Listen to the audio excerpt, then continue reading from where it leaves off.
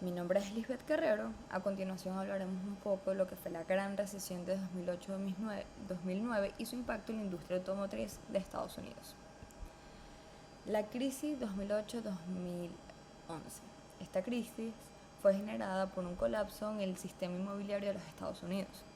Estos sistemas, como están interconectados, entró en caos, que se vio afectado en la industria automotriz. La fuerte recesión económica generó la caída de ventas, reducción de la producción, pérdida de puestos de trabajo, aumento de deudas y quiebra de dos de los cuatro gigantes del sector, en este caso General Motors y Chrysler. El colapso del mercado financiero generó pérdidas cuantiosas, como la caída de ventas en 8,1 miles millones de dólares para 2007, representando un 50%, y un 4,6 miles de millones de dólares para 2009, representando un 44%. Problema de la banca para financiamiento. El acceso de compra de vehículos. La mayoría de los consumidores, clientes en Estados Unidos de vehículos, el 90%, lo realizan a través de préstamos bancarios, que se redujo como consecuencia de toda esta crisis financiera. Todo esto perturbó negativamente la gestión de operaciones de las principales transnacionales automotrices del país. La industria automotriz. El sector se derrumbó como consecuencia de la crisis financiera en Estados Unidos. Ante la disminución significativa de las ventas, hubo recortes fuertes en la producción de vehículos y aumentaron los costos estructurales de toda la cadena de aprovisionamiento y valor. Se sabía que General Motors, Chrysler y Ford entraron en colapso en cada una de la gestión de esas compañías. Ejemplo, General Motors incumplió con el pago de proveedores y distribuidores, lo que originó pérdidas de 30 mil millones de dólares para finales de 2008. Inactivó 20 fábricas en toda Norteamérica y finalmente en julio de 2009 se dio la quiebra a través de la ley de bancarrota. Al igual pasó con Chrysler, tenía problemas de liquidez, disminución de las ventas y no tuvo acceso a crédito, impagos de cuentas y finalmente también cayó en la bancarrota. Todo esto generó una crisis sectorial que conllevó a la ayuda y a las acciones gubernamentales por, eh, para rescatar este sistema económico, este sector económico de lo que es el sector automotriz. Tenemos las acciones gubernamentales que durante el periodo de Bush, o específicamente cuando ya estaba finalizando, era de interés público coadyuvar al sector industrial privado para este bienestar y se planteó un auxilio financiero. La orden ejecutiva de la administración de Bush era autorizar al Departamento del Tesoro para apoyar a General Motors y Chrysler con el programa AIFP, bajo el programa de alivio de activos en problemas. Pero esto generó un desacuerdo en lo que fue el debate en el Poder Legislativo bicameral estadounidense. Se debate en el seno de la Cámara el proyecto de la ley para asistencia financiera a las transnacionales. Obtuvo su aprobación favorable, pero fue negado en el Senado y murió la iniciativa legislativa para el rescate. No se llegó a un acuerdo legislativo. Por lo tanto, está el rechazo de los planes de reestructuración. Una agotadora discusión en ambas instancias legislativas no fue capaz de llevar a un acuerdo común para promover un préstamo a corto plazo a las compañías automotrices. El colapso y rescate. El General Motors, por su parte, el colapso en la gestión de la compañía derivó en incumplir pagos con proveedores,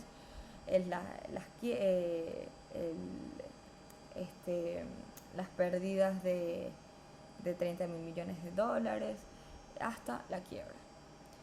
Se creó, cuando ya finaliza el gobierno de Bush, entra en proceso la transición hacia el gobierno de Barack Obama, se forma un grupo especial de trabajo presidencial para gestionar la situación.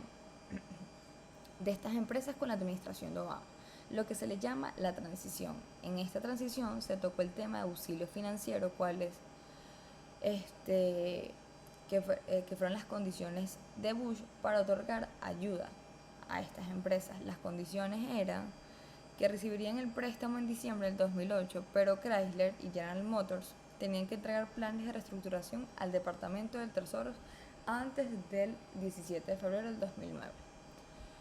Estos planes de reestructuración lo manejaron los grupos especiales presidenciales, pero no generaron alguna controversia en cada uno de sus miembros, lo que vieron como inviable y poco serio.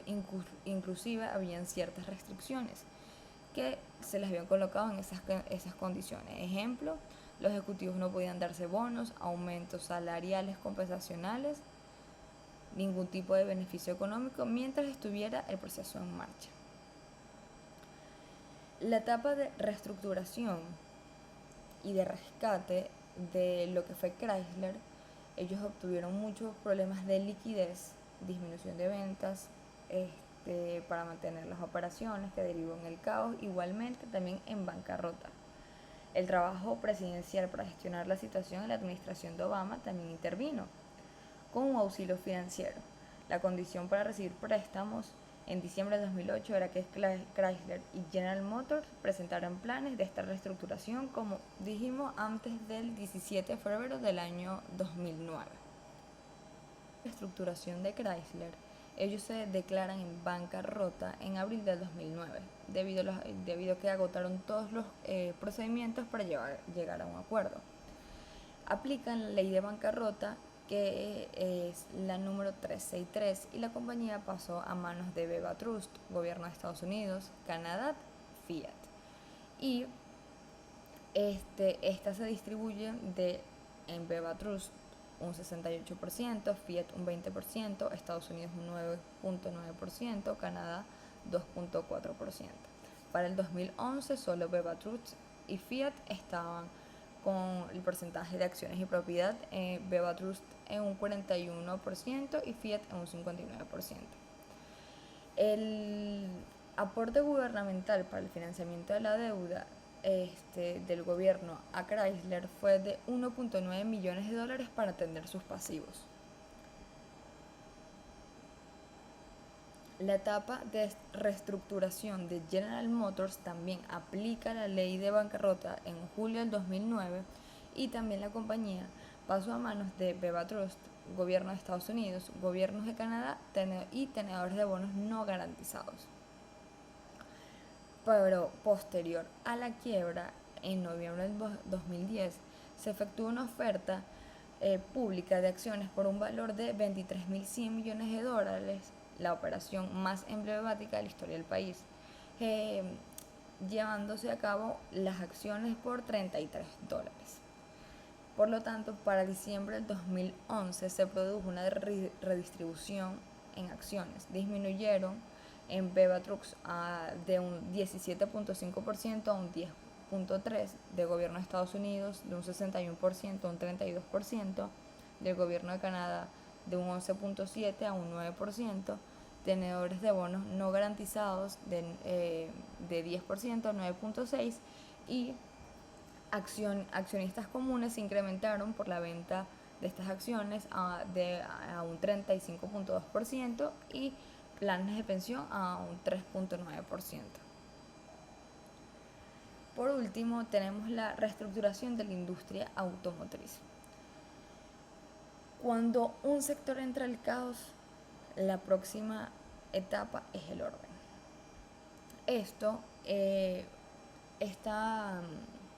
Todo este debacle financiero generó más adelante un cumplimiento de pagos de dividendos. Se empezaron a cumplir los pagos de dividendos, cubrieron las obligaciones válidamente adquiridas, las deudas, empezaron a generar confianza y crediticia y manejaron el riesgo, la incertidumbre y la volatilidad de mercados. Empezaron a generar más valor, aumentaron los niveles de venta en el 2010 de 1.7 millones de vehículos pasaron a 1.9 millones de vehículos en 2011. Aumentó la participación en el mercado. Chrysler de 9.3 pasó a 10.7 y General Motors de 19.1 a 19.7%. Esto generó mayor productividad, mayor competitividad y de estos grandes grupos de la industria estadounidense.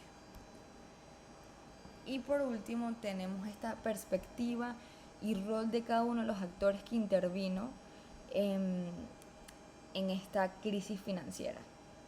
Es importante señalar que la industria debe estar en constante cambio y la clave está en la responsabilidad de las operaciones y transacciones de cada uno de los integrantes de una industria.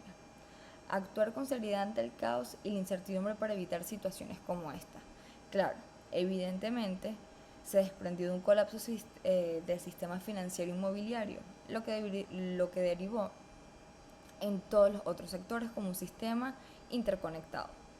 Las empresas tienen que efectuar una gestión de sus operaciones transparente donde los ejecutivos desarrollen planes viables y claros que generen valor para todos y tienen que ir produciendo los cambios. En el mercado es incierto y siempre los ejecutivos tienen que prever situaciones de incertidumbre y riesgo. Ante eso tienen que diseñar planes de acción que contrasten la volatilidad de los mercados. Y por último,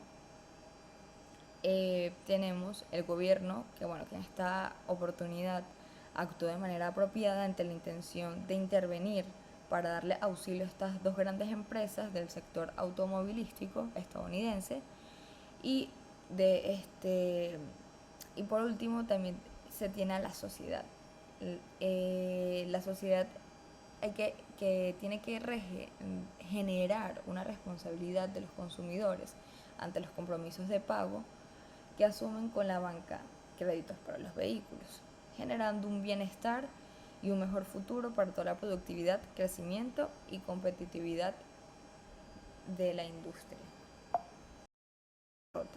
Pero en julio del 2009, luego que se hicieron las valoraciones en el grupo de trabajo presidencial, donde no hubo quórum y se declaró la bancarrota en julio del 2009, al aplicarse la norma, la compañía pasó a manos de la BEVA de un 17.5%. Por otro lado, el gobierno de Estados Unidos tenía el 61% de las acciones y el gobierno de Canadá tenía un 11.7%. Tenedores de bonos no garantizados un 10%.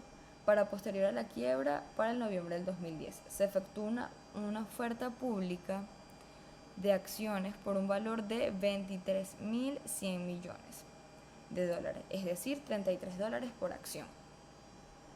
Y tenemos